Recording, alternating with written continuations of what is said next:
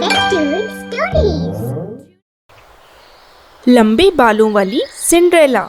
भरतपुर के गांव के पास वाले जंगल में एक मायावी जादूगरनी रहती थी। वो हमेशा अपनी शक्तियों को कायम रखने की वजह से और अपने आप को हमेशा जवान रखने के लिए बहुत यत्न करती थी। उसे हमेशा यही रहता कि वो कभी ना मरे। एक दिन वो सोचती है कि अगर भरतपुर गांव में किसी के घर की पहली लड़की पैदा हो तो वो मेरे पास हो, जिसको मैं अपने पास रख सकूं, वो भी हमेशा के लिए, ताकि जब वो जवान हो तो उसकी जवानी को मैं अपनी मायावी शक्तियों से खुद को हमेशा के लिए जवान रख सकूं और कभी ना मरूं। भरतपुर गांव के उसी गांव में राकेश और उसकी पत्नी शीला रहती थी। राकेश अपनी पत्नी शीला से बहुत प्यार करता था। शादी के कई सालों बाद उसकी पत्नी गर्भवती होती है। राकेश को जब इसके बारे में पता चलता है तो उसकी खुशी का तो कोई ठिकाना ही नहीं रहता। शीला के दिन अच्छे से चल रहे थे कि उसकी तबीयत अचानक खराब हो जाती है।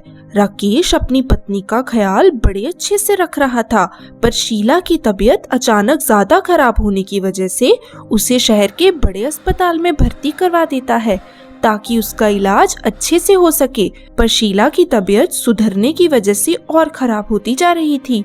राकेश की लाख कोशिशों के बाद वो शीला को घर ले आता है।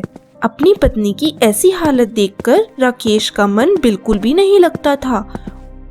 उसे अपनी पत्नी और होने वाले बच्चे की चिंता होने लगी थी।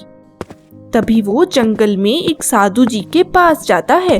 वो जाकर कहता है, साधु जी, मेरी पत्नी गर्भवती है। उसकी हालत बहुत नाजुक है। मैंने बहुत इलाज करवाया पर उसकी तबीयत में कोई भी सुधार नहीं आ रहा। मैं बड़ी उम्मीद से आपके पास आया हूँ। साधु जी कहते हैं, तुम्हारी पत्नी का इलाज आगे उस जंगल में रहने वाली मायावी जादूगरनी के पास है। उसके पास बहुत सी जड़ी बूटियां हैं। तभी राकेश उस जादूगरनी के पास जाता है और अपनी पत्नी की हालत के बारे में बताता है। वो कहती है, भला मैं तुम्हारी पत्नी की क्या मदद करूं अगर वो बीमार है? राकेश जादूगरनी के आगे हाथ जोड़कर कहता है, मेरी पत्नी गर्भवती है। अच्छा, तो मैं तुम्हारी मदद कर देती हूँ। तभी वो उसे जड़ी बूटियां देती है और कहती है, इसे थोड़ी थोड़ी अपनी पत्नी को देना, वो ठीक हो जाएगी। राकेश घर जाकर शीला को वो जड़ी बूटियां देता है। शीला ठीक हो जाती है। जड़ी बूटी खत्म हो जाने पर शीला फिर से बीमार हो जाती है। दोबारा वो जादूगरनी के पास जाता है।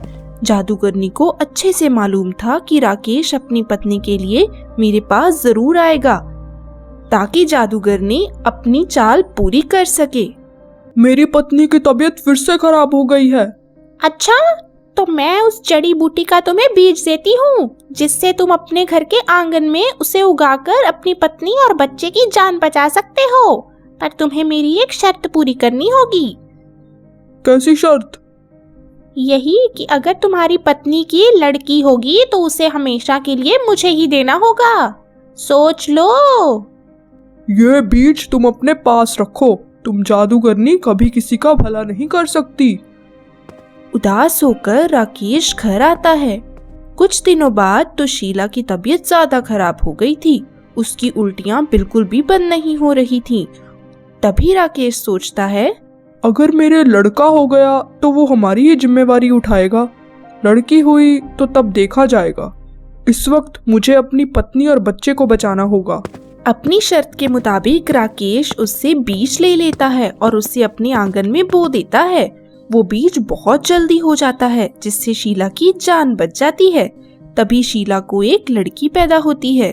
उसी गांव में राजा के घर राजकुमार पैदा होता है और वो राजमहल में काफी खुशियां मनाई जा रही थी। तभी जादूगरनी राकेश की बेटी को लेने उसके घर आ जाती है। तुम दोनों बिल्कुल भी फिक्र मत करो, आज से ये मेरी बेटी है सिंड्रेला। मैं इसका अच्छे से ख्याल रखूंगी। तभी जादूगरनी उस बच्ची को जंगल के बीच में एक बहुत घने पेड़ के पास, जिसपे उसने घर बनाया था। सिंड्रेला थोड़ी बड़ी हुई, वो खेलकर उसी घर में वापस चली जाती। जादूगरनी उससे बहुत प्यार करती। जादूगरनी ने सिंड्रेला के कभी बाल नहीं काटे थे, तभी सिंड्रेला बड़ी होकर खूबसूरत जवान हो जाती है और उसकी चोटी बहुत ही लंबी हो जाती है। सिंड्रेला को रोज जादूगरनी आवाज लगाती, बेटी सिंड्रेला, अपने बाल नीचे करो, मुझे घर आना है। रोज ऐसे ही सिंड्रेला के बालों से वो शाम को घर आती। सिंड्रेला कहती है, माँ, आप मुझे घर के बाहर क्यों नहीं जाने देती? इसीलिए मेरी बेटी की दुनिया बहुत बुरी है। इधर राजकुमार के माता पिता भी काफी बूढ़े हो चुके थे। मुझे अपने माता पिता की सेवा के लिए अच्छी सी लड़की देखकर शादी करनी होगी जो मेरे लायक हो। एक दिन राजकुमार लड़की देखने के लिए गांव से बाहर जाता है। तभी वो जंगल में आता है और सिंड्रेला की मधुर आवाज का गण सुनकर वो मोहित हो जाता है। तभी वो जादूगरनी को वहां आते देख वो पेड़ के पीछे छिप जाता है। तभी सुबह होते ही जादूगरनी वहां से चली जाती है और सिंड्रेला को आवाज लगाकर कहता है, सिंड्रेला, सिंड्रेला, अपने बाल नीचे करो, मुझे तुमसे मिलना है। सिंड्रेला राजकुमार की आवाज सुनकर बहुत मोहित हो जाती है। कभी उसने अपनी माँ के अलावा किसी और की आवाज ही नहीं सुनी थी। तभी वो ऊपर खड़ी होकर रोज ऐसे ही उससे बात करती। रोज की तरह जादूगरनी घर से चली जाती।